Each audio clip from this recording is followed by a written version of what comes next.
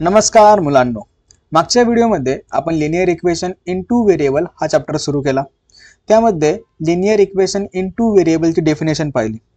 काय होतं, दोन व्हेरिएबल असणार आहेत म्हणजे अल्फाबेट्स आणि प्रत्येकाची डिग्री म्हणजे जी काही पॉवर असेल ती 1 असेल, त्याला आपण linear equation in two variables बोलतो।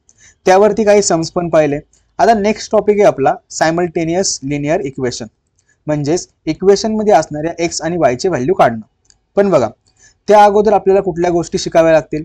साइन रूल शिकावा लागेल, म्हणजे प्लस प्लस काय होतं, मायनस मायनस काय होतं, प्लस मायनस काय होतं, नंतर आन्सरला साइन कोणतं राहतं, या बेसिक गोष्टी आपल्याला समजून घ्याव्या लागतील।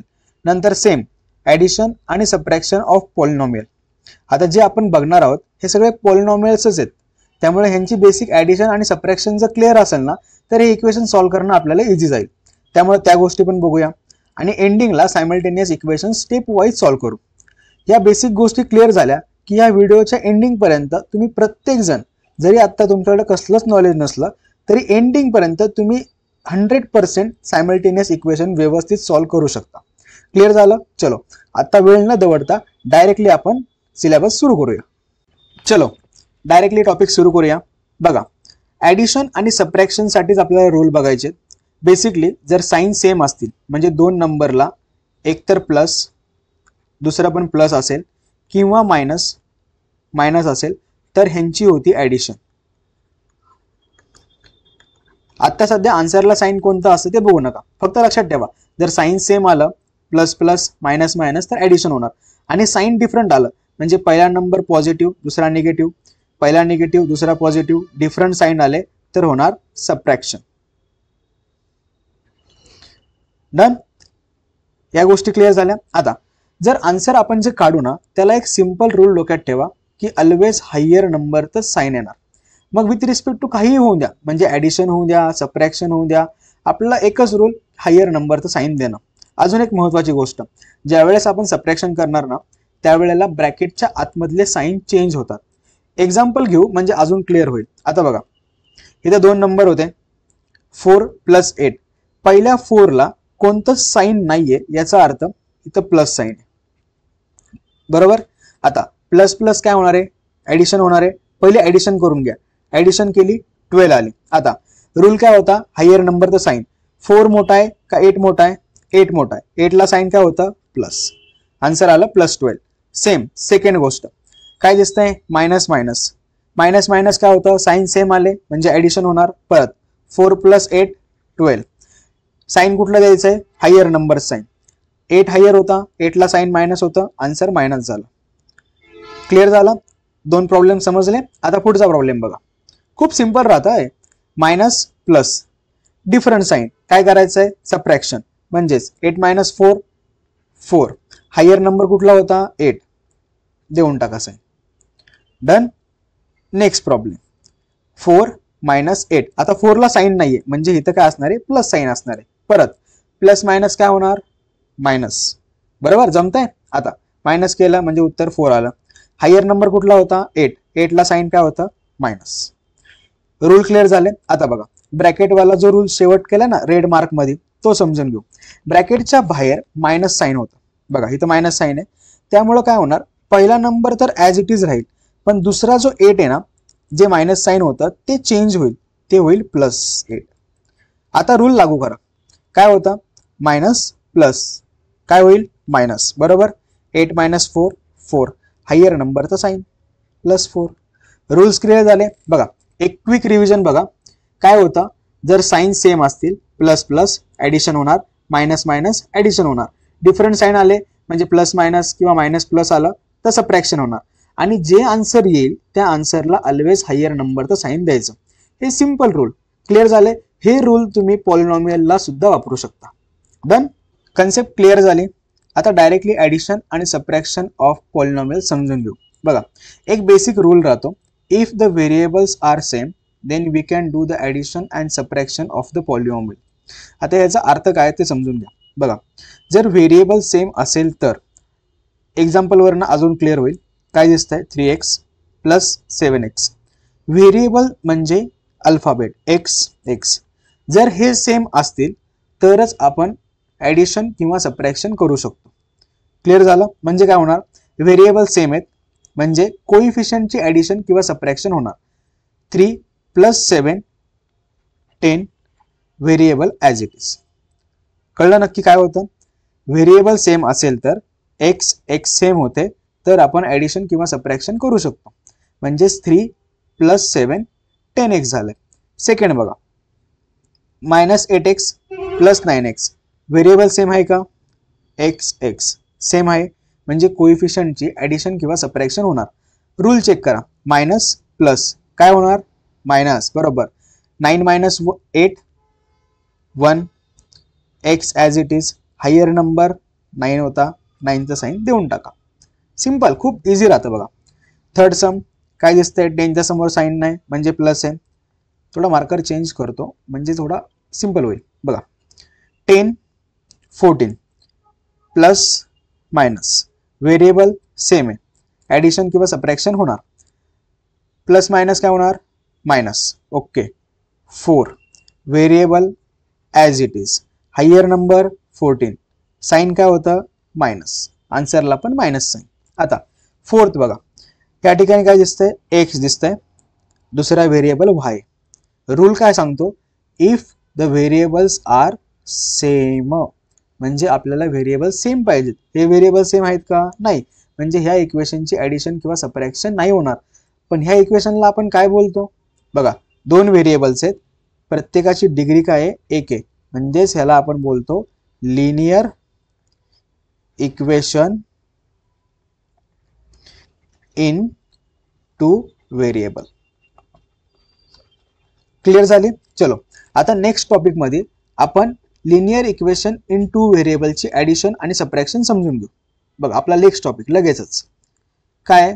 Addition and subtraction of linear equation in two variable. सुरुवातीला ॲडिशन करूया आणि नंतर सबट्रॅक्शन करू, दोन्ही वे मध्ये. पहिलं हॉरिझॉन्टल बघू आणि नंतर व्हर्टिकल बघू. सुरुवात करू हॉरिझॉन्टल पासून. काय होतं? 3x + 4y ॲडिशन करायची आहे, 6x - 7y.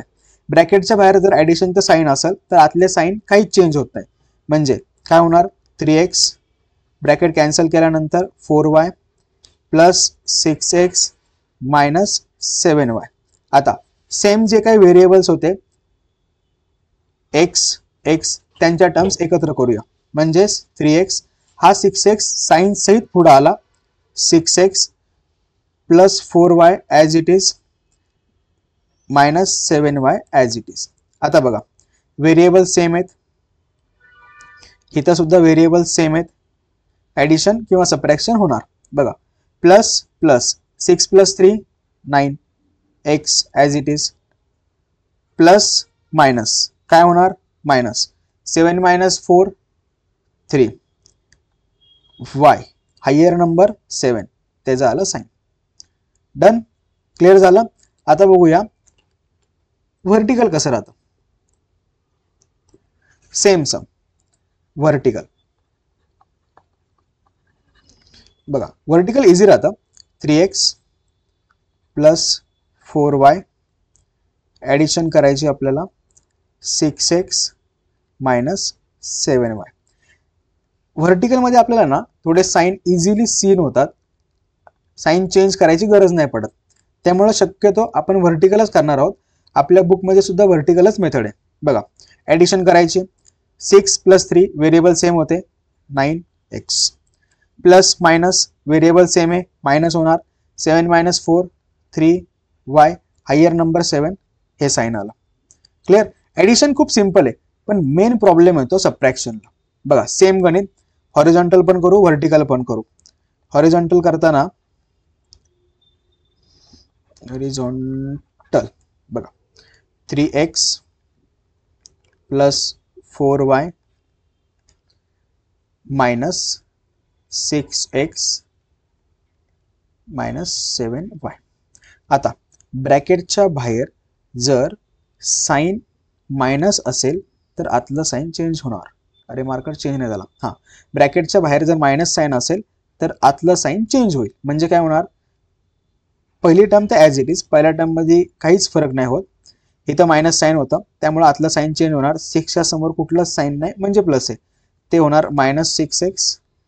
हा मायनस होता जो की होणार +7y. आता सेकंड थिंग काय करायची आपल्याला, सेम व्हेरिएबलच्या टर्म्स एकत्र करायच्या. 3x as it is, 6x minus होता -6x +4y as it is +7y. बघा सेम व्हेरिएबल्स असणाऱ्या टर्म्स आपण एकत्र केल्या, बरोबर. आता ॲडिशन किंवा सबट्रॅक्शन होणार. मार्कर चेंज करतो. बघा मायनस साईन नाही म्हणजे प्लस, प्लस मायनस काय होणार मायनस. 6 - 3 3, हायर नंबर 6 देऊन टाका साईन, बरोबर. परत प्लस प्लस प्लस होणार. 7 + 4 11y, हायर नंबर 7 दिला. आता वर्टिकल बघूया. वर्टिकल चलो सम्स मांडून घेऊ. 3x + 4y, सबट्रॅक्शन करायचे 6x - 7y. सबट्रॅक्शनचा रूल काय बोललो होतो की सबट्रॅक्शन असेल तर सेकंड टर्मचे साईन चेंज होतात. 6x पुढे कुठलं साईन नव्हतं म्हणजे ते प्लस होतं, जे की चेंज होऊन होणार मायनस. हे मायनस होतं, हे झालं प्लस. आता परत हाय तोच रूल, इथं साईन नाही म्हणजे हे प्लस आहे, प्लस मायनस काय होणार मायनस. आता हे साईन बघायचं नाही, डायरेक्टली जे आपण चेंज केलं होतं ना तेच साईन बघायचं. प्लस मायनस काय होणार मायनस. 6 - 3 3, हायर नंबर 6 साईन द्या x. परत प्लस प्लस काय होणार ॲडिशन. 7 - 4 11y, हायर नंबर कुठला होता 7. बघा ही दोन्ही उत्तरं सेमच आली, इथं सुद्धा दोन्ही उत्तरं सेम आली. हे आपलं होतं बेसिक क्लिअर झालं नक्की. आता काय करूया आपण, इक्वेशन्स डायरेक्टली सॉल्व्ह करायला घेऊया एकदम स्टेप वाईज. चलो प्रॅक्टिस सेट 1.1 सॉल्व्ह करायला घेऊ. आता कशावरती आहे, सायमल्टेनियस लिनियर इक्वेशन सॉल्व्ह करायचे. मेथड आहे elimination method. Simultaneous linear equation म्हणजेच काय, तर तुम्हाला 2 लिनियर इक्वेशन दिले जातील या टाईपमध्ये, जे तुम्हाला सायमल्टेनियसली म्हणजे दोन्ही इक्वेशन सोबत सॉल्व्ह करायचे. ज्याच्यामधून तुम्ही ए आणि बी म्हणजे जे काही व्हेरिएबल्स आहेत त्यांची व्हॅल्यू फाइंड आउट करणार. पहिली मेथड बघायची एलिमिनेशन मेथड. एलिमिनेशन म्हणजेच काय, तर कुठला तरी एखादा व्हेरिएबल एलिमिनेट करायचा आणि दुसऱ्या व्हेरिएबलची व्हॅल्यू काढायची, त्याला बोलतो एलिमिनेशन मेथड. डायरेक्ट सम बघूया म्हणजे क्लिअर होऊन जाईल.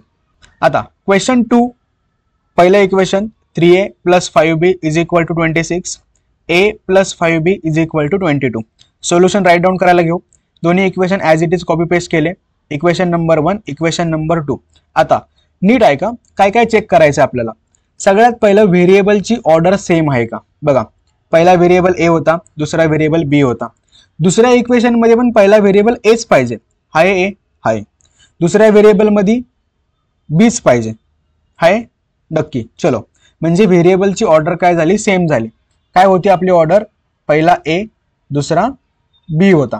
त्यानंतर दोन्ही व्हेरिएबलचे कोएफिशिएंट बघा. पहिल्या इक्वेशन मध्ये काय होतं 3, दुसऱ्या इक्वेशन मध्ये काहीच नाही म्हणजे 1. पहिल्या इक्वेशन मध्ये बी चा कोएफिशिएंट होता 5, दुसऱ्या इक्वेशन मध्ये सुद्धा बी चा कोएफिशिएंट 5 झालं. आता कोएफिशिएंट सेम आहेत का चेक करायचं. बघा क्वेश्चन बघा, ए चा कोएफिशिएंट 3 आणि 1 सेम नाहीये, बी चे कोएफिशिएंट 5 आणि 5 सेम आहेत. चलो म्हणजे आपल्याला एका व्हेरिएबलचे कोएफिशिएंट सेम आले. नसतील तर आपण सेम करू, पुढचा सम त्यावरच असणार आहे.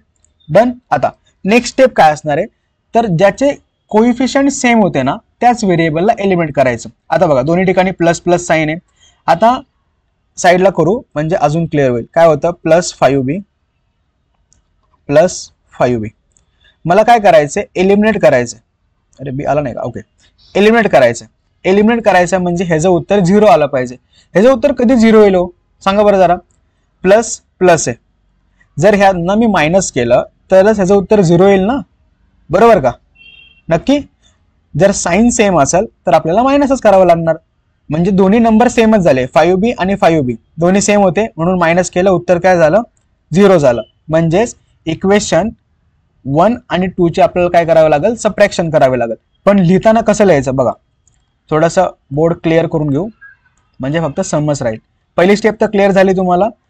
व्हेरिएबलची ऑर्डर चेक करायची, व्हेरिएबलचे कोइफिशियंट चेक करायचे, त्यानंतर ऍडिशन का सबट्रॅक्शन करायची ते डिसाईड करायचं. आता बघा, सगळ्यात पहिलं ज्याची राईट हँड साईड मोठी आहे ना ते इक्वेशन पहिलं लिहा.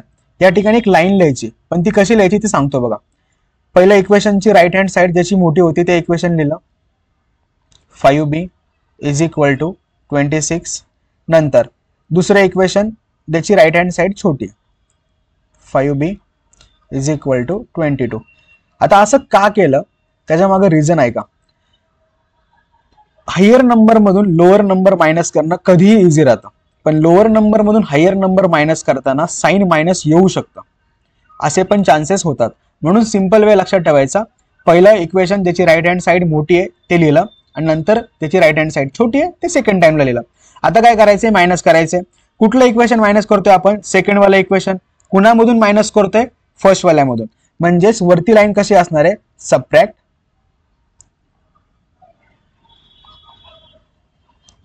इक्वेशन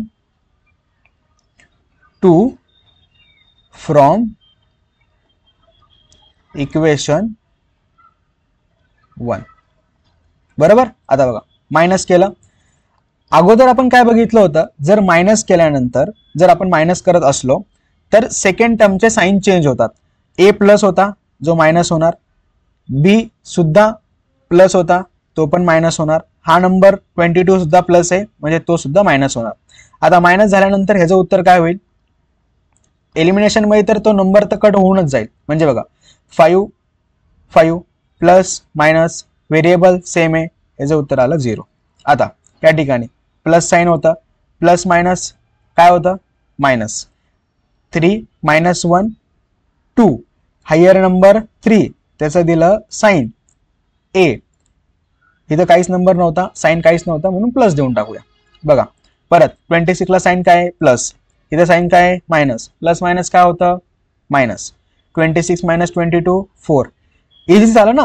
जर मी 22 वर लिहिला असता तर मायनस करताना थोडी अडचण आली असती, पण जर मी हायर नंबरच वर लिहिला तर मायनस करणं इझी गेलं. आता साइन बघा, हायर नंबरचं साइन +4. डन. आता हीच बाजू आपण ह्या साईडला लिहू. काय झालं होतं, 2a इज इक्वल टू 4 आला. प्लस साइन असल्यामुळे आपण साइन मेन्शन नाही केला. आता a ची व्हॅल्यू काय होऊन जाईल, a. 2 इकडे काय मल्टिप्लाय, राईट हँड साईडला काय होणार, डिवाइड होणार. 4 डिवायडेड बाय 2, 2 1 जा 2, 2 2 जा 4. म्हणजे a ची व्हॅल्यू आली आपली 2. इथपर्यंत समजलं. बघा मी परत एक्सप्लेन करतो. सुरुवातीला काय बघितलं, व्हेरिएबलची ऑर्डर सेम आहे का, ए बी सेम होती.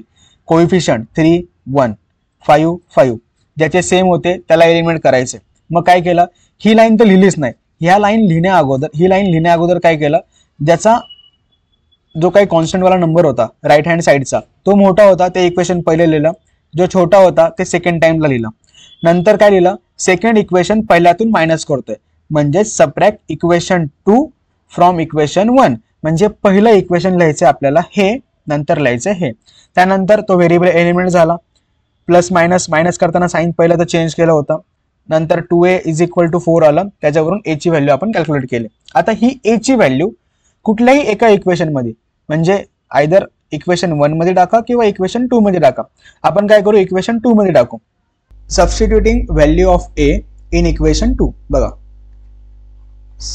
Substituting value of a is equal to 2 in equation 2. ठीक आहे. चलो equation 2 as it is copy paste करूया. म्हणजे काय होईल, a plus 5b is equal to 22. ज्या ज्या ठिकाणी a होता ना त्या त्या ठिकाणी 2 टाकायचं. म्हणजे 2 plus 5b is equal to 22.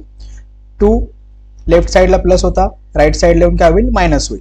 म्हणजेच काय झालं, 5b is equal to 22 minus 2. काय उत्तर येईल याचं, 5b इज इक्वल टू 20. म्हणजेच बी ची व्हॅल्यू आली 20/5 इज इक्वल टू 5 1 जा 5 4 जा, बरोबर. म्हणजे बी ची व्हॅल्यू किती आली? 4 आली. चलो आता फायनल आन्सर कसं लिहिणार? तर बघा, फायनल आन्सर असणार the solution of equation is a ची व्हॅल्यू होती 2 आणि बी ची व्हॅल्यू 4. क्लिअर झालं? चलो पटकन याचा स्क्रीनशॉट घ्या. एकच मिनिट. हां दिसतंय? Okay good. चलो याचा स्क्रीनशॉट घ्या. लगेच पुढचा सम बघू आपण. पहिला सम डिटेलमध्ये बघितलं. आता second sum x + 7y is equal to 10, 3x - 2y is equal to 7. दोन्ही इक्वेशन राईट डाऊन केले. Equation number 1, equation number 2. आता प्रोसेस आपली सेम करायची. म्हणजेच काय, व्हेरिएबलची ऑर्डर बघा, x y x y done. Coefficient इथं 1 होता, इथं 7 आहे, 3 आहे, 2 आहे. कुठलाच कोइफिशियंट सेम नाही आला. म्हणजे ह्या ठिकाणी आपल्याला कोइफिशियंट सेम करावा लागेल. सुरुवात करायची पहिल्या व्हेरिएबल पासून. x इथं 3 होता, याला 3 करणं इझी होईल. काय होईल तर या पूर्ण इक्वेशनला जर मी 3 ने मल्टिप्लाय केला तर ऑटोमॅटिकली इथं 3 येऊन जाईल. म्हणजेच काय लावावं लागेल, multiply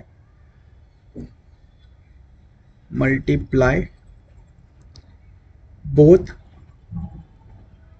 side of equation 1/3. Equation as it is लिहू. काय होतं, x + 7y is equal to 10. Both साईडला मल्टिप्लाय करायचं आहे. म्हणजेच लेफ्ट हँड साईडला सुद्धा 3 ने आणि राईट हँड साईडला सुद्धा 3 ने. म्हणजे फायनल इक्वेशन काय होईल, 3 × x 3x, 3 × 7 21y, 10 × 3 30.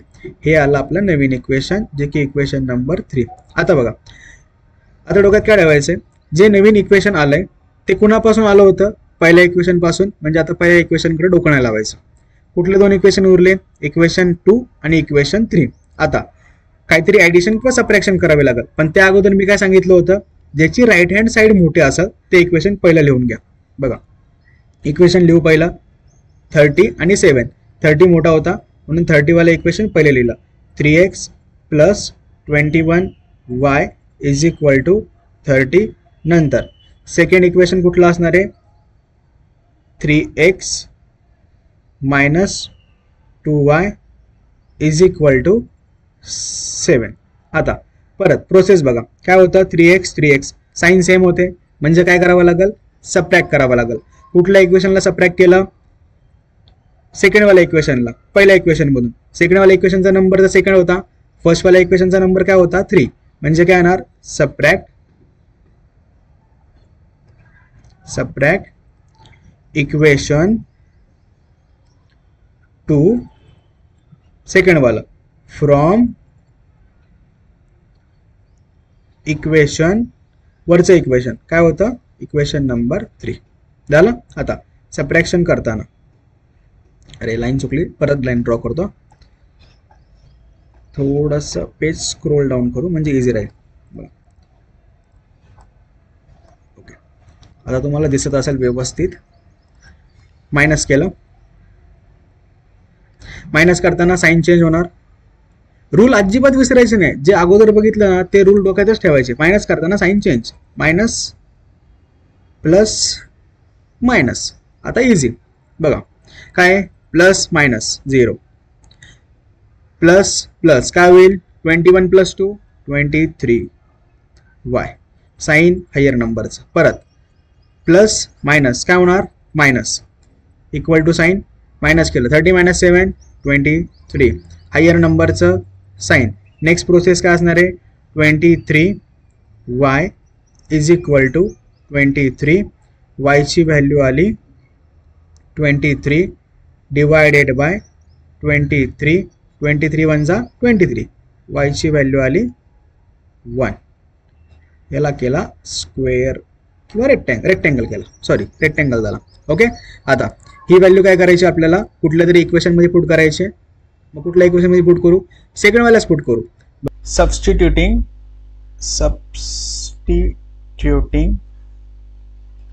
Value of y is equal to 1 in equation 2. ठीक आहे, चलो इक्वेशन 2 कॉपी करून घेऊ. काय होतं, 3x minus 2y is equal to 7. ज्या ज्या ठिकाणी y आहे त्या ठिकाणी काय करायचं, 1 पुट करायचं. म्हणजेच 3x minus 2 ब्रॅकेट मध्ये 1 is equal to 7. 3x 2 into 1 2 बरोबर is equal to 7. आता 2 इकडे काय आहे, प्लस आहे. -2 राईट हँड साइडला जाऊन काय होईल, +2. म्हणजेच काय आलं, 3x इज इक्वल टू 7 + 2 बरोबर. म्हणजेच 3x is equal to 7 + 2 9 right. म्हणजेच x ची व्हॅल्यू आली 9 डिवाइड बाय 3. x ची व्हॅल्यू 3 1 जा 3 3 3 जा 9. x ची व्हॅल्यू आली आपली 3. समजलं. म्हणजेच फायनल आन्सर कसं लिहिणार, the solution of equations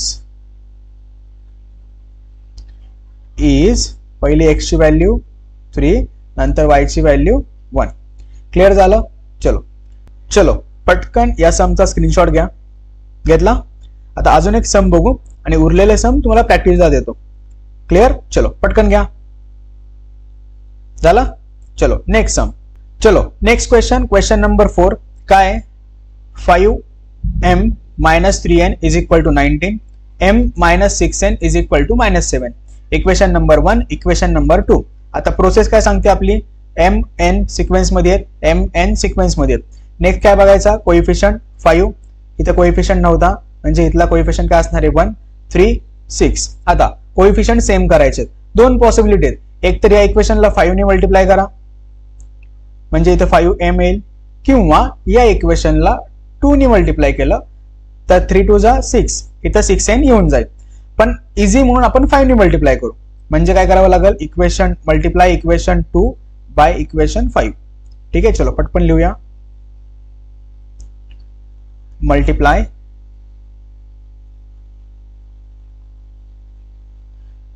both sides of equation 2 by 5. चलो equation as it is copy.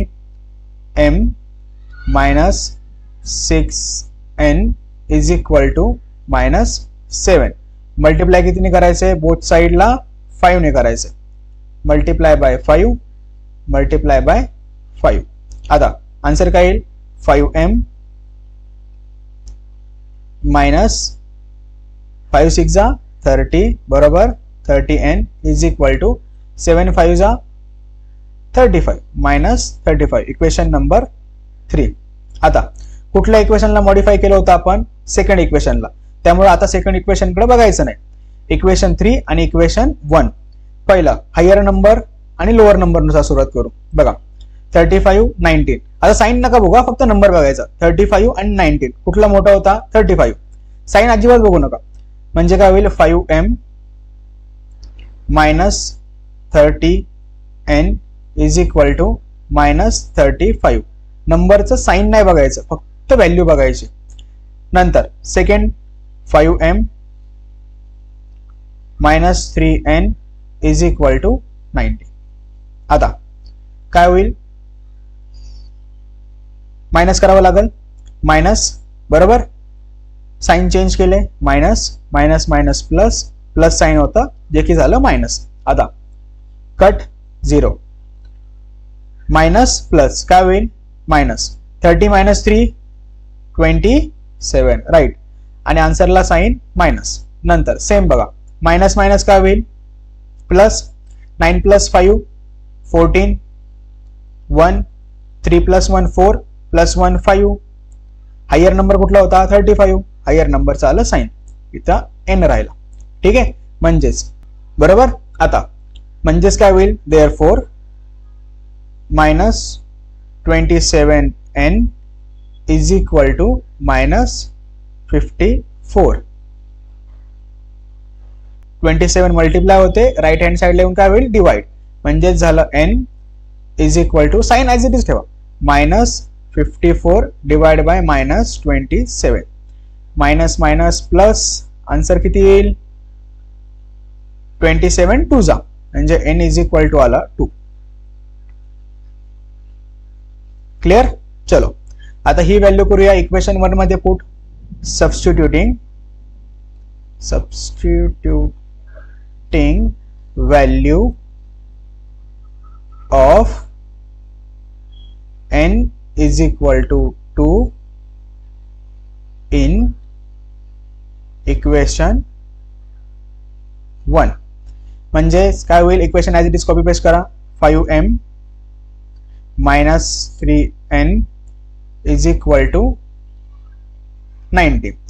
ज्या ज्या ठिकाणी n होता त्या त्या ठिकाणी 2 पुट करायचं, म्हणजेच 5m ॲज इट इज -3 ब्रॅकेटमध्ये 2 इज इक्वल टू किती, 90. बरोबर.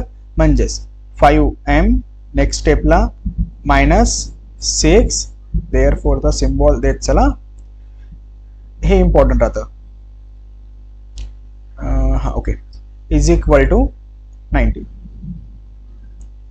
6 मायनस होता, काय होईल, प्लस, एकदम बरोबर. चलो 5m is equal to 19 plus 6. 19 plus 6 किती होईल, 25 इज इक्वल टू आला 5m, म्हणजेच m ची व्हॅल्यू झाली 25 divide by 5 is equal to आला किती, 5. m ची फाइनल आंसर आला m इज इक्वल टू 5. इसको किया रेक्टेंगल. समजलं. चलो म्हणजे फाइनल आंसर काय लावावं लागेल, तर बघा फाइनल आंसर येईल, द सोल्यूशन ऑफ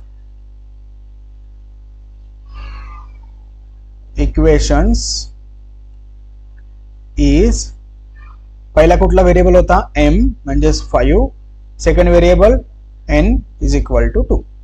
क्लिअर झालं. चलो पटकन याचा स्क्रीनशॉट घ्या. आता मी लेफ्ट हँड साइड पण यूज केली, राईट हँड साइड पण यूज केली, पण तुम्हाला बुक मध्ये ह्या स्टेप्स तुमच्या खाली येतील. क्लिअर झालं.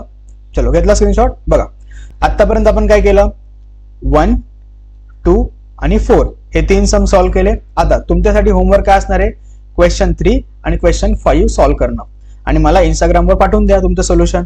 क्लिअर झालं. 6, 7 आणि 8 बघू. पूर्ण व्हिडिओ समजला, बेसिक पासून कन्सेप्ट क्लिअर झाली.